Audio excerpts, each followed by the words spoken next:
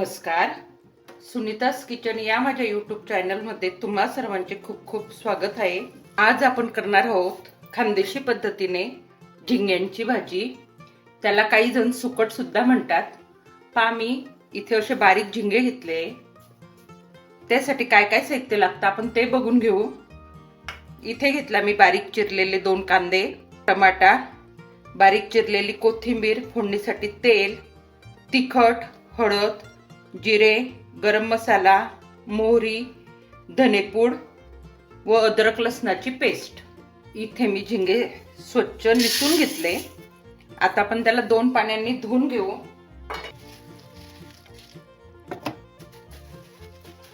मी झिंगे 2 पाण्याने धुवून घेतले व आता पाण्यात भिजू दिले.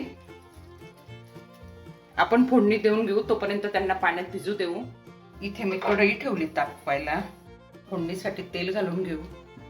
थोडा मच्छीचा वगैरे प्रकार म्हटला की त्याला तेल जरा जास्तच लागतं. आपलं तेल छान तापलं. आधी टाकू मोहरी,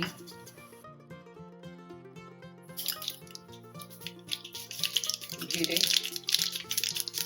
जिरे छान तडतडले की त्यात टाकू कापलेला कांदा.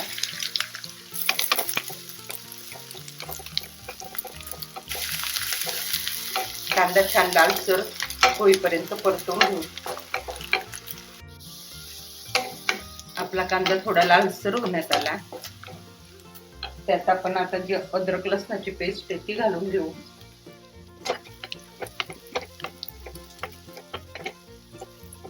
त्यात घालून घेऊ कापलेला टमाटा.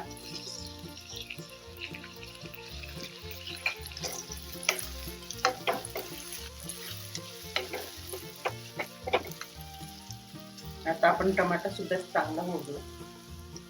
इथे आता आपला कांदा आणि टमाटा छान परतला गेला. त्यात आता आपण मसाले घालून घेऊ. इथे घालते मी 1 चमचा तिखट. तुम्ही तुमच्या आवडीप्रमाणे कमी जास्त करू शकता. 1 चमचा धनेपूड, अर्धा चमचा गरम मसाला, हळद, चवीप्रमाणे मीठ. मीठ थोडं कमीच घालायचं, कारण ह्या झिंग्यांना मीठ लावूनच आधी वाळवलेलं असतं.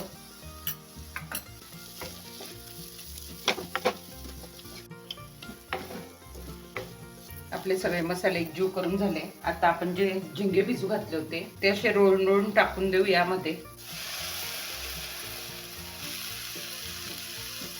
खाली वाळू सुद्धा असू शकते.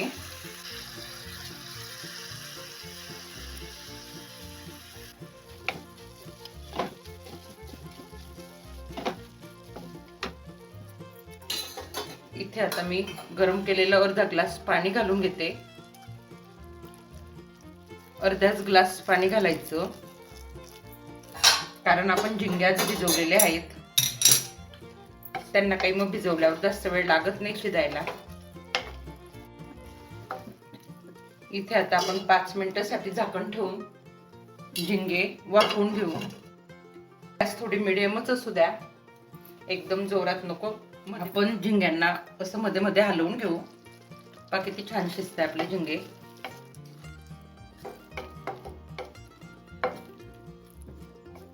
आता आपण अजून झाकण ठेवून झिंग्यांना शिजू देऊ. आपण भाजी शिजली का ते बघून घेऊ. किती छान कलर आला आपल्या भाजीला. वास सुद्धा खूप छान सुटलाय. आपण आपले झिंगे शिजले का ते बघून घेऊ. एकदम छान शिजले. त्यावर आता कापलेली कोथिंबीर टाकून घेऊ.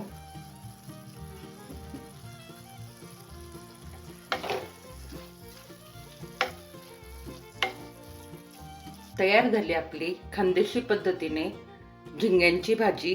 याला काही जण सुकट सुद्धा म्हणतात. तुम्ही भाकरी सोबत, पोळी सोबत खाऊ शकता.